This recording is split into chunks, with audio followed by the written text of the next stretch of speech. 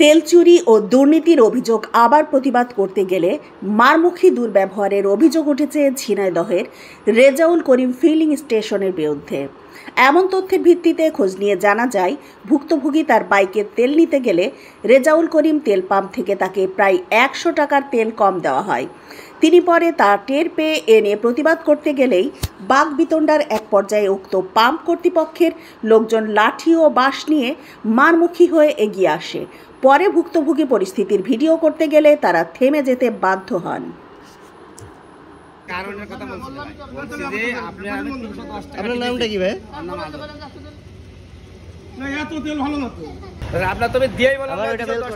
আমার ওইটা বের করেন। আপনার 310 টাকার আমি তেল দিলাম, আপনি 211 টাকা।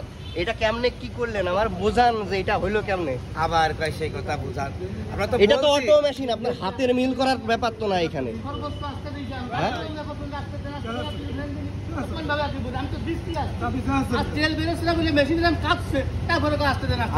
উনি আমার মেশিন গড়গড় করছে না, তেল বেরোচ্ছে না, তারপরে উনি বের করে ওখানে 211 টাকার কাহিনীটা কি? আপনি 210 টাকা দিয়েছি, তখন তার তেল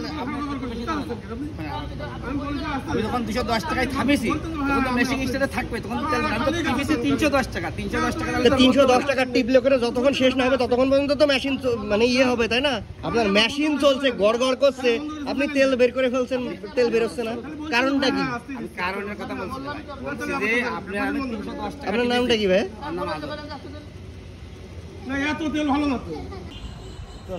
রেজাউল করিম ফিলিং স্টেশন থেকে তেল নেওয়ার পর আপনারা তেল দেখে নেন কিনা এটা আমি জানি না, তবে আমি যতদিন তেল নিতে এসেছি অধিকাংশ দিনই আমার তেলগুলো চুরি করে এই রেজাউল করিম ফিলিং স্টেশন। এই আসলে আমরা কেন এই পাম্পের কাছে জিম্মি আমি তো বুঝি না। আপনাদের কাছে আমার প্রশ্ন যে এই তেলগুলো কেন চুরি করে, এরা কিভাবে চুরি করে? আমরা কি আসলে মানুষ নাকি আমরা অমানুষ, না আমরা অশিক্ষিত? বুঝি না। এই মেশিনগুলো কি ইনারাই শুধু বোঝে নাকি আমরা বুঝি না যে এই তেলগুলো এরা চুরি করে রেগুলারলি, তাও আবার একদিন না 2 দিন না, প্রতিদিন আসলেই তেল চুরি করে। 310 টাকার তেল চাইলে 211 টাকায় মেশিন কিভাবে বন্ধ হয়ে যায়?